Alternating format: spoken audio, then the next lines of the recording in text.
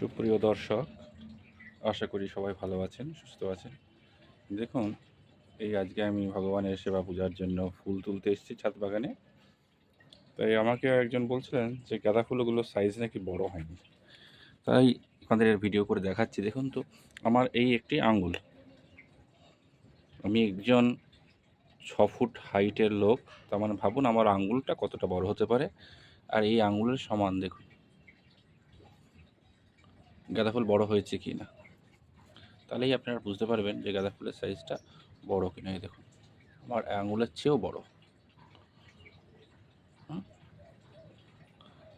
এবং কি পরিমাণ গাঁদা ফুল হয়েছে দেখুন। একটি গাছ, একটি মাত্র গাছ, তাতেই ফুল দেখুন। একটি, দুটি, তিনটি, চারটি, পাঁচটি, ছটি, সাতটি, আটটি, নটি, 10টি, 11টি, 12টি। এই গাছটি দেখুন, দেখুন 1, 2, 3, 4, 5, 6, এই একটি 7, 8, 9, 10, 11, 12, 13, 14, 15, 16, 17টি। তা এরপরও যদি বলেন যে গাছে ফুল কম আছে বা ফুলের সাইজ কম, ওই গাছটি দেখুন কত ফুল। আর এই আমার কসমস ফুটার টাইম হয়ে গেছে। তো যাই হোক, আজকে আমি ফুলটা তুলবো। একটি ফুলেই আমার হাত ভরে গেল।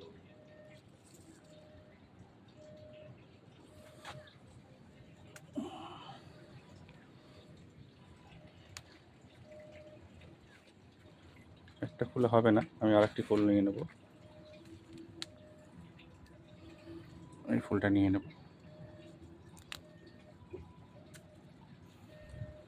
গাঁদা ফুলের একটি নিয়ম হচ্ছে, যত ফুল আপনি তুলবেন তত ফুল বাড়বে।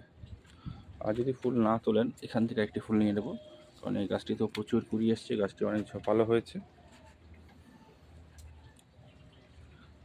3টে ফুলেই আমার কুড়ি প্রায় ভরে এলো।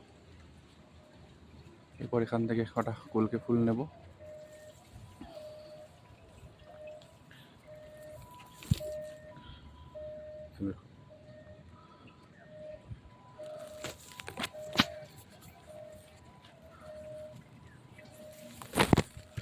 এই আরেকটি কলকে ফুল পারলাম।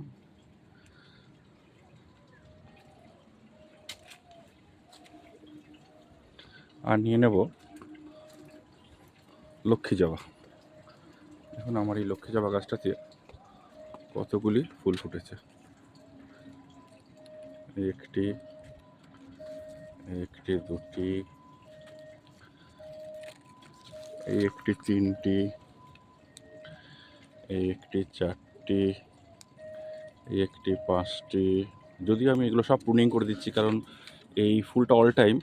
তা আমি চাই গাছটা বড় হতে, ঝোপালো হতে, সেই জন্য আমি সমানে ডগা কেটে দিচ্ছি সব। এখন এই সব প্রুনিং করলে কিন্তু এই টাইমে আমার খুব বিশেষ একটা ফুল প্রয়োজন নেই, কারণ এখন আমার অলরেডি গাঁদা ফুল হচ্ছে বা আছে। আর এখানে একটি চন্দন জবা হয়েছে, এটাও নিয়ে নেব।